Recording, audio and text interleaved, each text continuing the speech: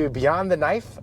Today we have Dr. Chris Crowe, who is out with me. We're going to go fishing on the Mississippi River. He's never. Now you fished once. You fished. When was the last time you fished? Let's say 29 years ago. Okay. So yeah, it was in my younger days. Okay. Mm-hmm. So, and you've never fished walleye before? No, never. Okay. Do you even know what a walleye looks like? I don't know what it looks like. I think I know what it tastes like.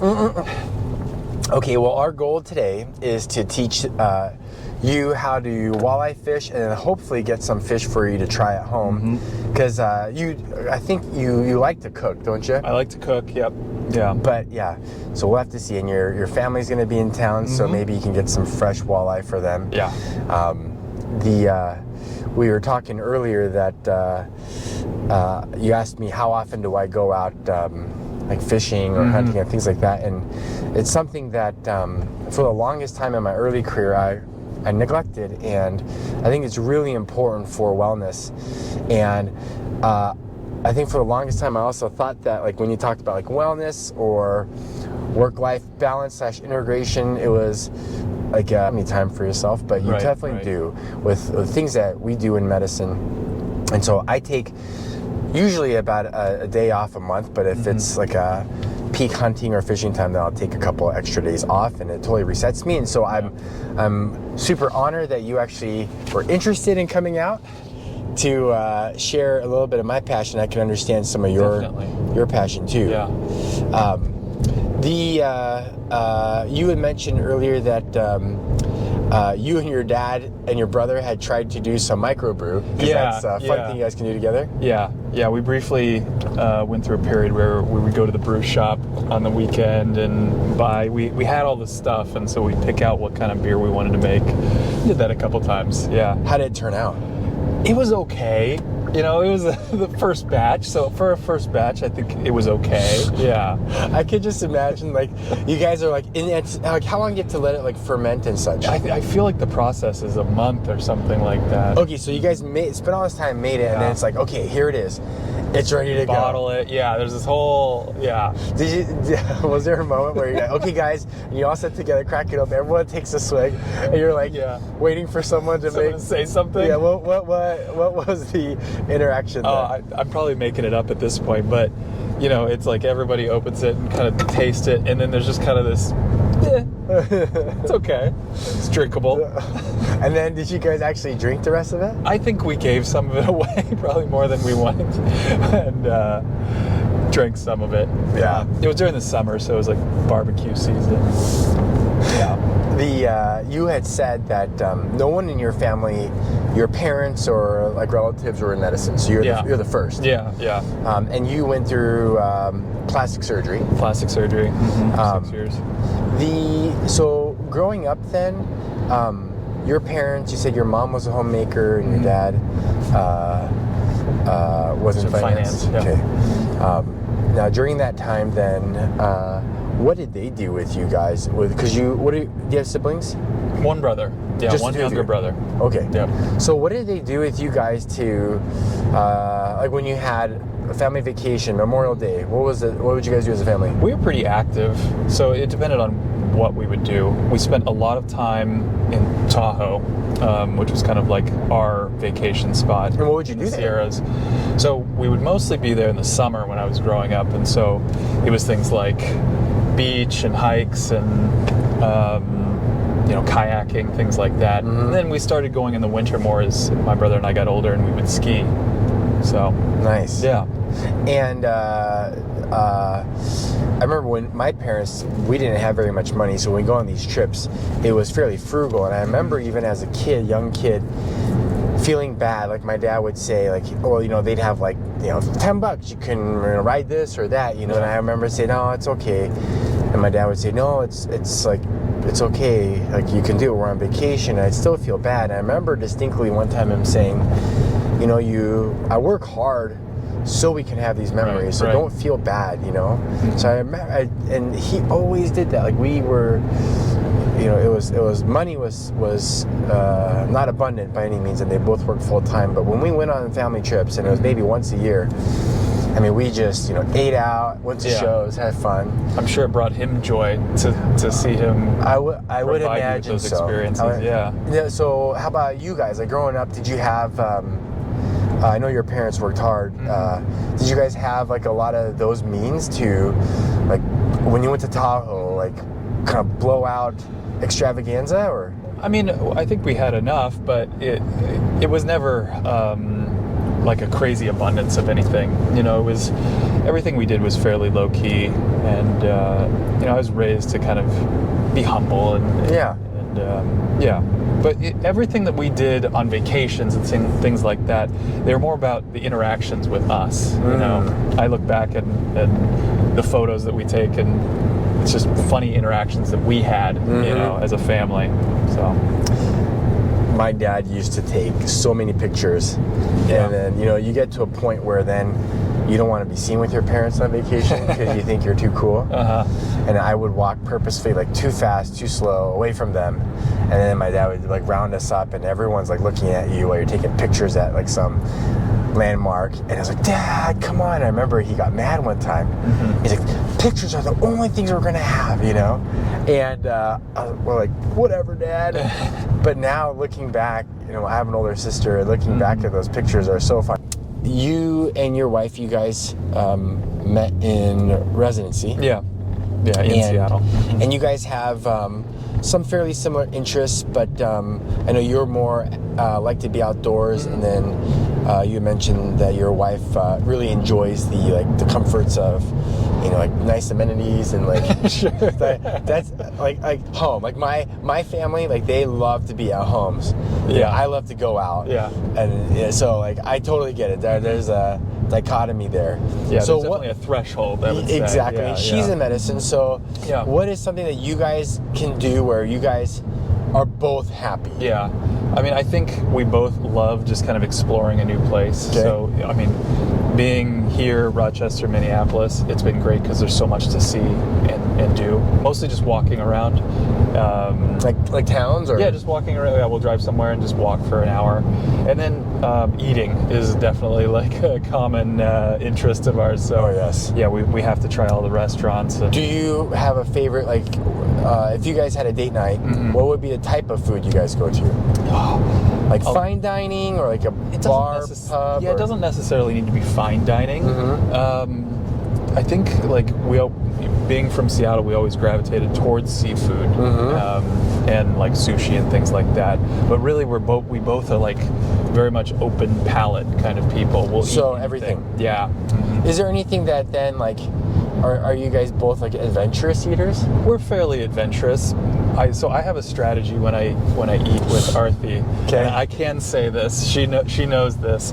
So she'll pick something on the menu that she's like, I don't know if I'm gonna really like this. I'll try it. Oh yeah. And so I just get something that I know she's gonna like, because the plates are going to switch at some point during the meal. And so that's my tactic. That is a good tactic. Yeah. I have something similar, but I say get it, and I'm still gonna get something else. Yeah. And you're gonna still get something else, and we'll go halvesies on it. Yeah. That's fair. I don't know if you guys are the same, but we're like pretty similar. Yeah.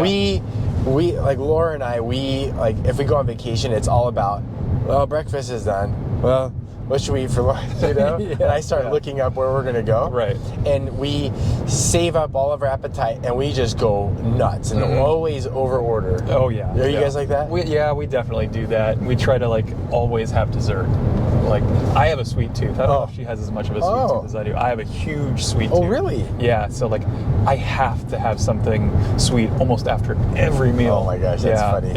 But what if it was something sweet? Is it on the menu? Let's say it's like sorbet / ice cream. Okay. Something super chocolatey. Yeah. Or like a cheesecake style type of thing, key lime pie. Chocolate. Chocolate. Chocolate. I'm like addicted to chocolate. Really? Yeah. Milk chocolate or dark chocolate? I like dark chocolate. Huh. Yeah. I'll even go with like the really bitter, dark 88% stuff. Oh yeah, that stuff is nasty. It's polarizing. It's like cilantro. Yeah. Who doesn't like cilantro? Oh, there are people that think cilantro tastes like soap. Yeah, I haven't met them, but They're not and I my don't want to meet friends. them. Exactly, Yeah. exactly. Oh, I love fresh cilantro is like the bomb. Yeah, I love it.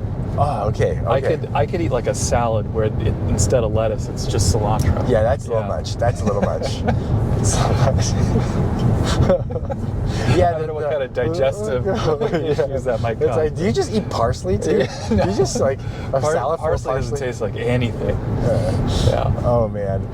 How about then? Oh, do you have a side question? Do you have a favorite restaurant in Rochester? I would say Blue Duck. Okay. Blue Duck. Me too. I think it's well run, great food. They don't get stagnant. And the variety is nice. So good. Yeah, like So good. you could go there, 8 different times, 10 different times, and get something completely different Absolutely. each time. I have, no joke, Laura and I have gone out to like a dinner function and then eaten a normal regular sized dinner and then gone there to have their bar menu. Yeah. Yeah. No, it is great. It's so good. Yeah. It is my favorite. Now, have you tried any Indian food in town?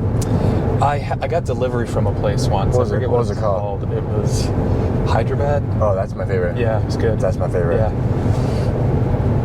Yeah, sure, I my love favorite. Indian food too. Oh, me too. Me too. And I can go spicy. Oh, you can? I can go wow, spicy. I gotta say. I don't look it, but I can go exactly. spicy. I Yeah. totally thought you like thought I was gonna do like you have like like little pepper, Yeah. like black pepper, and you yeah, probably like nose will too start much. running. Yeah, no, I go all out. Really? Wow. Yeah. Okay. Ask Arthi, she'll tell you. Wow. Yeah, Okay. I had to earn the trust of her family. That's so. what I was gonna say. Yeah. That probably earned you mad points. Oh, yeah. Because Arthi is Indian. Yeah, she's Sri Lankan. Sri Lankan, Yep. sorry. And she, like her family probably, just like when my wife, who's a Midwestern farm girl, Yeah. first had Korean food, everyone was watching her. Yep. Like not directly, All but eyes. everyone was Yeah. watching. And she just handled it like a champ. Yep. And you, I think you had the same thing, right? Oh yeah, I remember like the first time meeting the family and everything. There was like a variety of dishes. It was kind of like a potluck, and they were like, "Oh, Chris, these are the more mild things." And I was like, "No. You're like, give me the vindaloo." Okay. Yeah. Okay. I remember we went to this brewery in Santa Rosa, California, Russian River Brewery, and they have good food there, good wings, and they have like the spicy wings, the Diablo wings. And so my friends and I were like, all right, let's order those. And we told the waiter, make them as spicy as you could possibly make them. Oh my gosh. And so they're like, all right, if you say so. They weren't as protective as your lady. And they bring them out, and we're taking bites of them. We're like, these aren't spicy at all. And we asked the waiter, like, are these the right ones? These aren't, these are like not spicy at all. And they're like, oh no, I think we switched the wings up at another table. Oh my There was gosh. another table eating them, and they were dying. Did you guys see who it was? Yeah, we saw them, and they were like, they couldn't eat them. And I mean, so Oh it my was very gosh. funny. And they were spicy. They were very spicy. Oh my gosh. They were almost inedible. So before we go walleye fishing, we have to explain what walleye fishing is, right? Sure. Because you've never been. Yeah. And it's a little different because I grew up like bobber fishing and fishing for bass in Arizona, and that's like pretty straightforward. You just like cast, reel, and catch a fish. Walleye is just so finicky. So walleye are actually normally a river fish. They love current. In Minnesota, they're in all these lakes because they just ended up with like glaciers and like they just ended up in these areas, or they were transplanted into these areas too. So Minnesota has a ton of walleye. So definitely, if you're here for the year, you have to try walleye fishing. And they live on the bottom, and so they have adapted to low light situation, but their sight is incredible. And so people say that when it's like windy or cloudy, it's like it's windy on the top of the water, there's like white caps or whatnot, they call that walleye chop. And you certainly can catch more walleye then, but it's because the light refraction changes, and so the walleye can't see very well. Okay. Or to the point that if it's like very, very clear water in Minnesota, it can be really hard to catch walleye during the day because they can see. They discriminate. They can see your line even. And so on the Mississippi, the water clarity is probably like a foot. And so what we're trying to do right now is go up near the dam area, because the forage, which is shad, swim upstream in the fall, and it's starting to get to the point that the walleye are really trying to pack the pounds before it gets really cold and get ready for their spawn period, which is in April usually.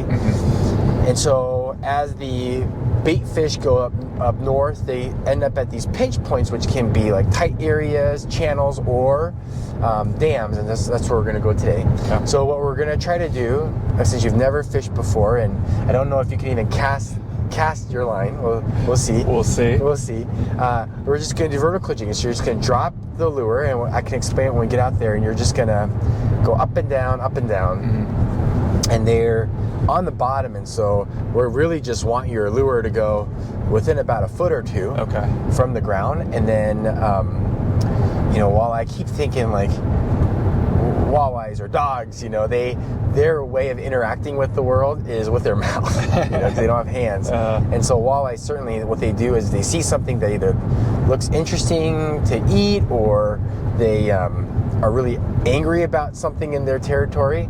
They'll just pin it down on the ground.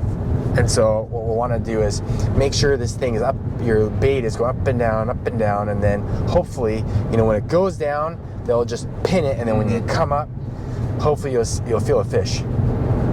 Any questions?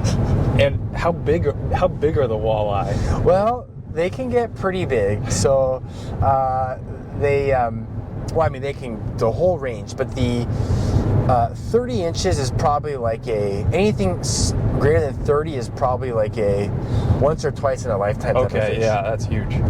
On the Mississippi, you can keep 4 fish, and that's either walleye or their cousin-ish called a sauger. They look very similar, behave very similarly. They both taste awesome. But you can only keep 4 of any combination. But for the walleye, you can only keep walleye that are in between 15 and 19 inches. And then you can keep 1 that's greater than 20. But I typically toss back the ones that are 20 and higher, because those fish that's years of them surviving. And their potential to, for a while at least, before they get really old, their potential to put up offspring is much higher. And we want to promote the fishery here. And so like the 15 to 20s are like 3, 4, 5 years old. And there's a lot of them, like in the curve of the bimodal. Exactly. They're they're the bell curve. They're like the most is in that range. If there's any in that range, we'll keep them, but otherwise we'll just enjoy the fishing and toss them back. So are you optimistic? I'm feeling good. Yeah, I'm feeling good. There's no other way to feel. Well, I've seen you operate, and you operate pretty darn well. You got a lot of skill there, and so hopefully it translates to some fishing. Let's hope. Let's hope.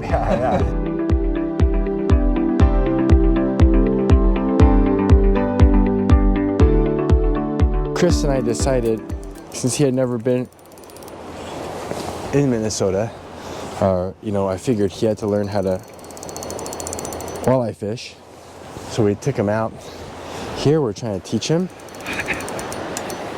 And it's like Ethebon cutting my finger here. It's pretty wild fishing though. I don't know. And so, Kristen, you said you never really grew up fishing at all. No, not really. So I'm waiting for my first fish here. Well, actually, we didn't have the camera rolling, but Chris definitely was onto something. But I think he said he didn't want to say he had something when he didn't, but definitely did. I wanted my first one to be on camera. Yeah, there you go. Okay, that's a good reason. So we're fishing walleye here, and we're using something called blade bait, which is, I was explaining to Chris that the walleye, they are maybe about a foot or 2 off the ground, and so we're just trying to entice them with different types of things. I like this one as a beginner because you can really feel it hit the ground, you can feel it kind of rattle. And Chris has been doing that for a while, but we have not caught anything on it. Potentially there was. Potentially one Definitely bite. caught, It might have definitely been a caught some log. logs, and I've lost already many lures. Chris, where are you from originally? So I grew up in Danville, California, Yeah. outside San Francisco.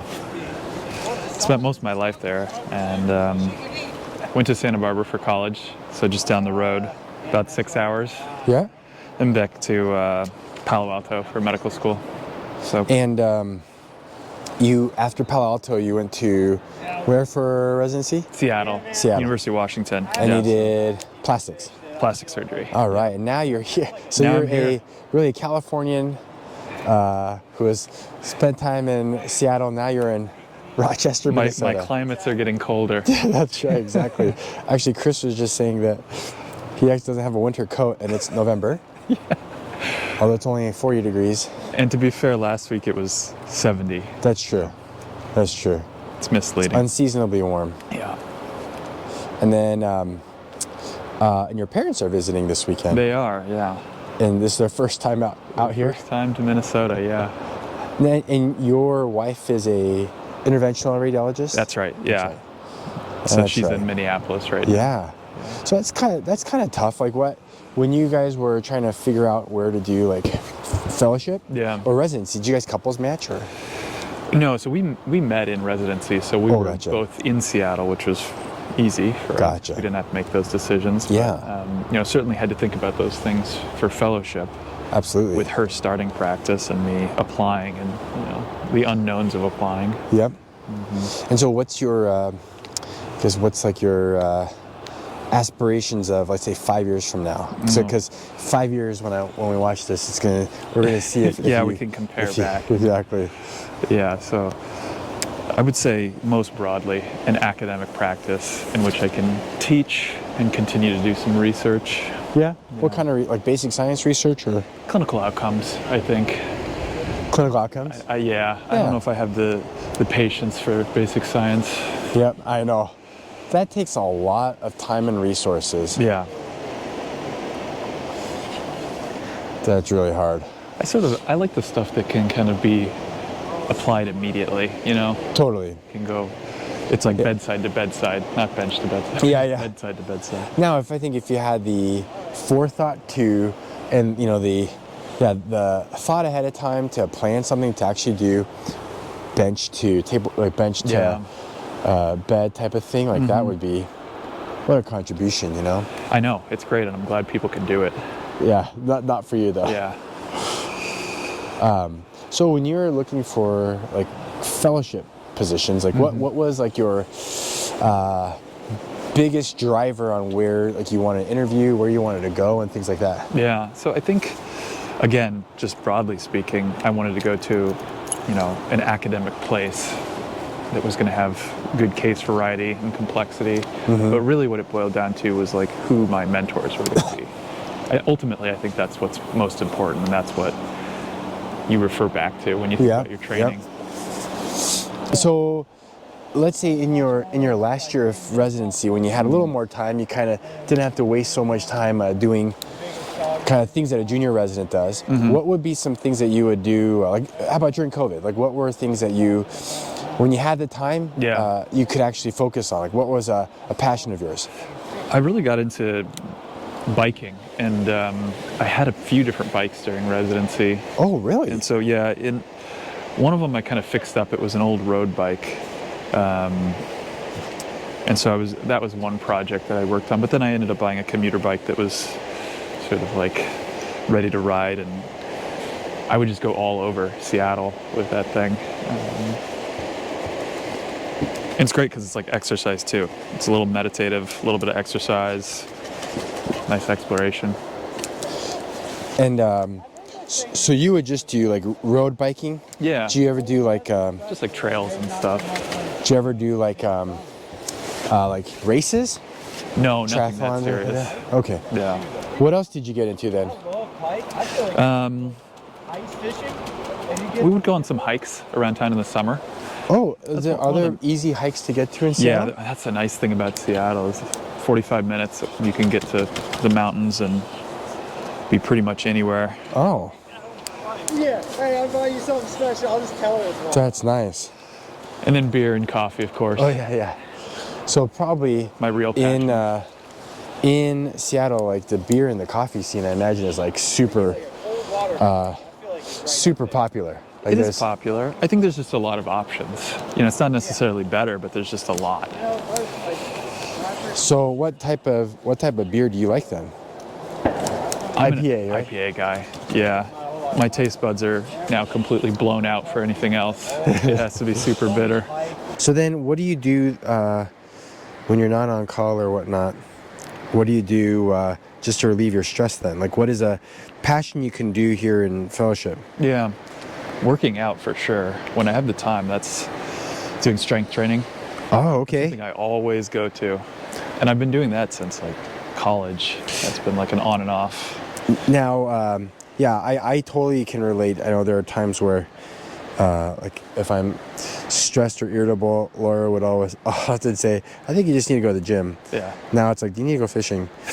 All right, so how about so far in fellowship now? Well, how's the transition been? Has it been easy, hard? Oh, I think there's an initial kind of culture shock to being in a new place and a new role and everything. Yep. You know, you get used to that pretty quickly. It's the same thing as in residency when you change hospitals and change services and all that. Yep. Just to a different level.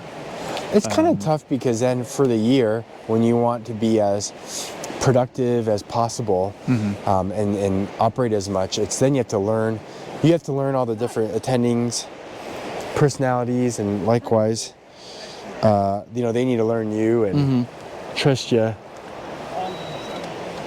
So that's got to be a little hard. That's just perfect. Yeah, there's always like the interpersonal learning curve. Totally. But it's been great so far. I mean, Doesn't get much better. I think things are starting to... I think you have to say that, Chris. Well, yeah, I do, but I could say it differently if it wasn't true. Oh, that's true. Yeah. It's like, yeah. It's okay. It's good. It's got its good moments. It's had its goods and bads, yeah. Did you have family in medicine? None. None. Yeah, but I was the first. I've been on a hunt And for years, like growing up in the labs and stuff. Like, I got into it mainly because my you just want to learn about mom had metastatic breast cancer when I was 5, and I remember just being in the hospital with her a ton. And that had a lasting impression on me. So no, I didn't. And you guys didn't either, right? Yeah, You didn't? I didn't. Yeah. What made you want to go into it? yeah. I think I mean, I always liked the science and everything, and the ability to like do both that and talk with people, work with people every day. Yeah. That's what. It was baby steps. There was no one thing that made me want to do it. Same with hand surgery. Like 95% of the time, it's just going to be they met a few people that influenced them, and Yeah. a lot of it's happenstance. So you had someone that was influential to you in hand surgery then? In medical school. Oh, yeah. medical school. Who was a hand surgeon? It was James Chang. That's Oh, yes. yeah. And Did you do research with him too? I took a year off and did hand surgery. Oh, I didn't know research. that. Yeah. So why did you feel like you had to do that? A lot of people do that nowadays. Yeah, I think it was just one at Stanford. It was sort of the culture to do research and take time off and do something else during medical school. Huh. So that was part of it, and then I had a good opportunity, and so. So the like the fishing here, just kind of sitting here in nature, just moving your rod up and down. Is it peaceful to you at all, or is it like, It is. this sucks? No, it's kind of meditative. It is, right? Yeah, you have like something to just kind of background focus on. And Yeah, you just kind of move your hand here and there. yeah. It has, man. Can you feel it hit the bottom there, Chris? Yeah. It's on the bottom now. Oh, and then this rod though, you hold it the other way around. I think I've been doing this for an hour and a half like that. Oh, really? Now it's game on. Now it's game on. Game changer.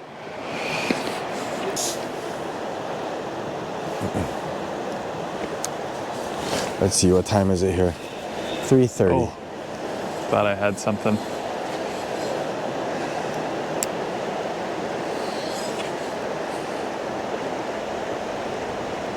If we don't catch anything in the next 30 minutes, we're going to Hy-Vee and getting a whole Alaskan salmon. Exactly. Exactly. I felt a nibble just like a minute ago.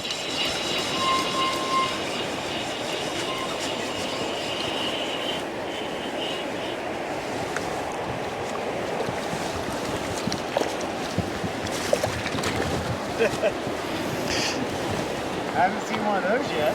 At least it's not a drum.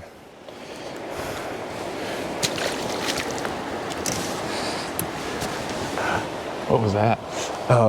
Striped bass. Striped bass. Which you can't eat, but it's they have like this bloodline that you have to avoid. Mm-hmm. Otherwise, it tastes pretty fishy. You ever heard that Jim Gaffigan stand up where he's like, "Why would anyone eat fish? Because don't they say if something's bad that it tastes fishy?" It's like, good point. Oh.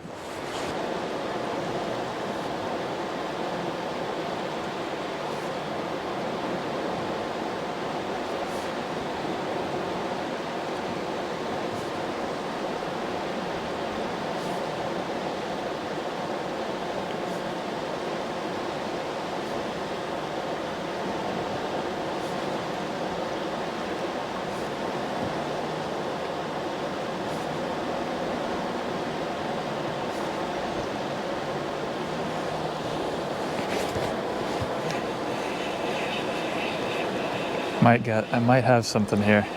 What's that? I might have something. Oh, yes. Keep coming. Hey, you got a walleye. Bring it in over here. Hey, you did it. Oh, perfect. Okay, nice. Okay, let's watch that hook.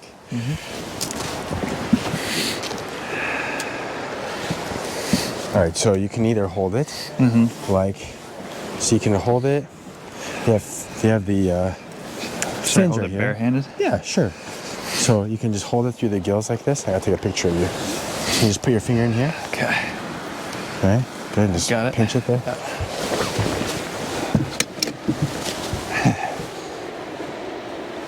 It looks so small. Okay. Okay, now hold it out like this. One hand. One hand. Okay, but towards me. Awesome. Perfect. He's a little guy. Yeah. We'll toss that guy Throw him back. Nice. It happened. Do you feel it pretty good? Yeah. Oh, I love it. Maybe I was it's- getting the rhythm of like it just barely lifting off. Here, keep going. See, you just reset the clock for us. I keep doing the in this much time if I don't catch anything. We're going to go. Nice. Oh, that just makes my day. I didn't want you to go home without catching a lot. Yeah. That was actually a sauger, by the way. What was that? A A sawgill? sauger. Sauger. They look very similar, except they have black spots on their dorsal fin. They don't have a little white spot on their tail fin. And then saugers have scales on their cheeks. But they look very similar, and they both taste yummy. Think you're hooked on fishing now? Are you hooked on fishing I'm now? hooked. Yeah. I'm gonna get my ugly stick out of my parents' garage. Yeah, I missed it. Perfect.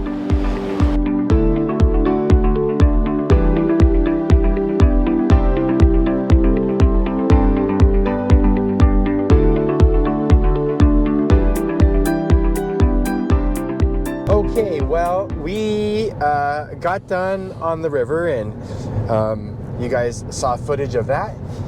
It was, for the temperature in the season, I thought that it would have been super on fire, but we just had a storm come in last night till the morning, and so that kind of change in barometric pressure will change their feeding habits, and they were there because we could see them on our live sonar, but we just couldn't catch them. But you were able to catch a couple. You landed one, but definitely saw you catch another one. So now that we're done, and you've done your first Minnesota walleye fishing experience, and we caught a sauger, but great fish, by the way. Great fish. That thing was a hog. That thing, I thought it was going to pull you in the water. I was ready to jump in. We just won't show photos of it. Exactly. We don't have photos of it. Actually, we do, and I'm going to post it. It's going to be our thumbnail for this YouTube. So what were your thoughts? I thought it was great. It's definitely there's a rhythm to it. Okay. You know, and I think the anticipation of waiting and then finally getting something, you know, there's that, like, you get that shot of dopamine as soon as you hook something. So yeah, it was great. Good experience. There was a moment where I don't think we got it on tape, actually. We didn't have it quite set up yet, but after we kind of explained and you were fishing, where I was watching you, making sure you're doing things correctly, and you had this, like, your eyes are like wide open. You're like, I think I have one. Yeah, that was early. You totally did, but just didn't hook it. It just kind of got away. So we'll never know what it was. Can you imagine if, like, first 5 minutes, boom, done? Oh man, that would have been great. That would have been sweet. Been sweet. So. We were on call a lot this week as a team because you're working with me right now, and we also had a lot of tough cases too that definitely lost some sleep on. So this was, like, really good, and I'm glad you could come out with me because I certainly needed this to reset after a long week, and this is what I like to do to reset. And you've never done it to reset, but tell me about your thoughts of now just being out there. It's end of the week. You have the weekend with your family now. Was it? How did it change your kind of well-being, wellness, and spirituality, whatever? I think it's good for a lot of different reasons. You know, there's, like, the kind of surface level reasons, like get out, fresh air, be in nature, be kind of away from people for the most part, and reset in that regard.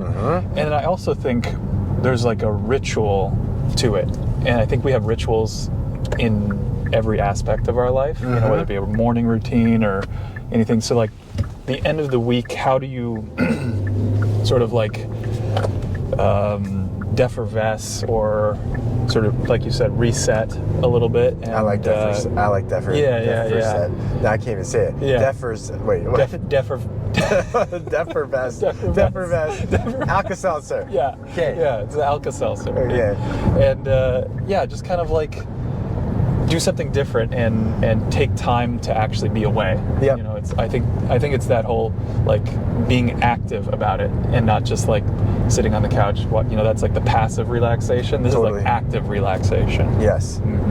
I think that I don't mean to glorify what we do in medicine, but in all sorts of specialties in medicine, like, there's so much stress that we put on ourselves because we want what's best for our patients, and when things are challenging, we put so much of our emotions and everything, and that starts to weigh you down, But when you come home, like, your family, your kids, your pets, your friends, that are not in medicine, they don't know that you're still carrying that, and even if you don't feel like you're carrying it, you do. It wears on you, and you're in that, like, 5-hour case where you're just so focused on, and, like, any slip of anything can make a detriment to the patient, who is trusting you. Like you just need to reset and defervesce. Defervesce. Hashtag. That's right. So here, other than, like, just being out in nature, I agree. It's fun. Like, I think for some people, like, fishing is not their thing. They have other things. Like you had mentioned, you like to exercise and, like, burn the energy. But in terms of just constantly doing this, Was that relaxing? 'Cause a lot of people would be like, after an hour, would be like, dude, I'm done. No, I think it even gets more relaxing. Oh, okay. Because it's like it's the flow state. It's like when you get into that like rhythm of something, and suddenly your active brain turns off a little bit, and you sort of just feel the lure. I think I was telling you earlier, like you can start to visualize everything beneath the water. You know, you can almost, like, in your mind's eye, see the lure, seeing it like skim on the bottom, which is a nice place to be. But as a first timer, I think it took like an hour or something to really get to there. So You got it pretty quick, I gotta say. You got it. You got it. What's next in terms of skills to learn fishing wise? Okay, so you did primarily vertical jigging, which is easy. And then the reason I like the jig you're using, which is called a blade bait, is because we had talked about out in the water, the tactile sense, because you know it's there. You can tell when it changes, whether you catch a leaf or whatever. So that's the easiest way right now, and it's not very often you can do that type of fishing, because then eventually you have to cast and use all sorts of different type of lures, and that gets a little more challenging because you have to always be on the bottom, and if there's wind, there's current, it's hard to know, like, to feel, because really it's like a palpable game of telephone, where at the end of your lure, through your line, transmits to your rod, to your hand, and you can feel, you really can feel, if you have your line on tension, you can feel when it hits ground, even if it's like 40 feet away. You can tell if that's hard, you can tell if it's soft, you can tell so much of it. That's the next step for us to get you casting, and then making sure your lure or whatever you're using is on the bottom, and you have to then slowly retrieve it. So it's first then casting, because I didn't watch you cast today. So I don't know how that's going to be. No emergency room visits. No, I didn't want to get a hook in my ear. You know, I got a big one. That would have been the thumbnail for the video. Exactly. Yeah, exactly. Great. Yeah. And do that. All right. Well, thanks for joining us on the Beyond the Knife. Thanks for having me. You know, my goal is to get each of the fellows out there, and you're the first.